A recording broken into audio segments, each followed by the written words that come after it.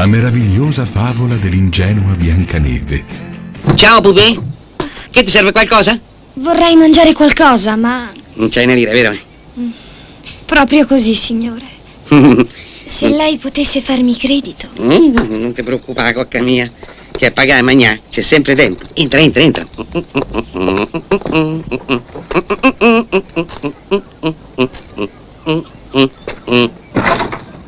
Bentornati nella soffitta più maliziosa del web. Oggi non si parla di favole, o forse sì, ma di quelle che invece di essere raccontate ai bambini prima di dormire facevano sgranare gli occhi ai papà nel silenzio del bagno con la porta chiusa a chiave. Eh sì, perché la Biancaneve di cui parliamo oggi non ha nulla a che fare con quella della Disney. Niente uccellini che cinguettano, nani che fischiettano e mele avvelenate addentate con ingenuità. No. Questa Biancaneve si sveste, provoca, ride, seduce e lo fa sia a fumetti che sul grande schermo. Partiamo con il fumetto. Siamo nel 1972, piena rivoluzione culturale, e chi spunta fuori dalle matite del geniale Leone Frollo? Una Biancaneve completamente reinventata, affascinante, provocante, con le curve ben in vista e una serie di nani che, diciamo che erano molto più interessati al suo corpo che ai diamanti nella miniera. Questa versione, pubblicata da Edi Fumetto, fece scalpore. Una fiaba per adulti, piena zeppa di doppi sensi e situazioni molto stimolanti, dove la povera Biancaneve riusciva miracolosamente a restare illibata per ben 4 numeri, nonostante i continui tentativi di soccorso pelvico da parte di nani, maghi e creature di ogni tipo. Poi però, al 5° episodio, la principessa capisce l'antifona e si trasforma in una vera esploratrice della passione. Altro che castello incantato, qui sembrava una spa libertina. E adesso passiamo al film. Anno 1982, arriva Biancaneve Co., diretto da Mario Bianchi.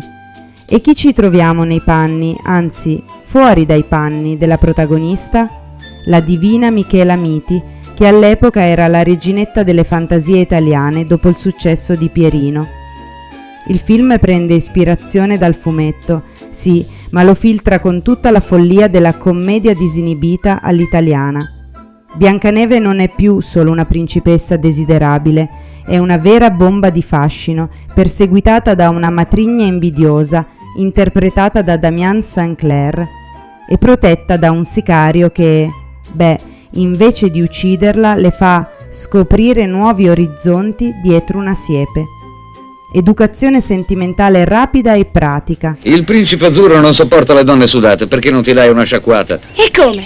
Non ti preoccupare, ci penso io. E con questo che ci faccio? È un bidet, pupa, vai. Ah, e non cercate i soliti 7 nani. Qui si chiamano Stronzolo, Godolo, Bigolo e compagnia bella. Insomma, altro che cucciolo e mammolo. Ma cosa cambia davvero tra fumetto e film? Nel fumetto c'è più mistero, più atmosfera, più gusto per il proibito. Leone Frollo disegnava una Biancaneve che sembrava uscita da un sogno proibito degli anni 70. Sguardo languido, curve generose, situazioni sempre sul filo del rasoio, il tutto accompagnato dalle magnifiche copertine di Biffignandi che da sole bastavano a far arrossire anche il più spavaldo dei lettori. Il film invece è tutto una risata. È una barzelletta lunga 1 ora e mezza, piena di ammiccamenti, spogliamenti strategici e dialoghi volutamente trash. Non ci si prende sul serio nemmeno per un secondo. Si va dalla satira politica ai doppi sensi d'austeria, con uno specchio magico che parla come un giornalista Rai e una Michela Miti che riesce a sedurre pure i rami degli alberi. Curiosità ne abbiamo e come. Pare che Michela Miti, prima di accettare il ruolo, abbia chiamato niente meno che Bombolo per chiedere consiglio. Lui, da buon vecchio Marpione, le avrebbe detto: «Lascia perdere, Michela, questo è cinema da retrobottega». Ma per fortuna nostra Michela non lo ha ascoltato. In conclusione, fumetto e film sono 2 facce della stessa maliziosissima medaglia. Il primo è più visivo, più immaginifico, quasi poetico nella sua disinibizione elegante. Il secondo è una commedia giocosa che punta tutto sulla risata e sullo sguardo furbetto dello spettatore, ma entrambi a modo loro hanno scolpito la figura di una Biancaneve molto italiana, meno principessa e più padrona del proprio destino. E adesso tocca a voi, vi ricordavate questa versione vietata ai minori della fiaba? Preferite la Biancaneve a fumetti morbida e disegnata da Frollo o quella in carne, curve e sospiri interpretata da Michela Miti? Scrivetemelo nei commenti e soprattutto iscrivetevi al canale per non perdervi le prossime chicche dalla nostra soffitta. Attivate la campanella, lasciate un like se vi è piaciuto il video e suggeritemi la prossima fiaba da rispolverare in versione piccante.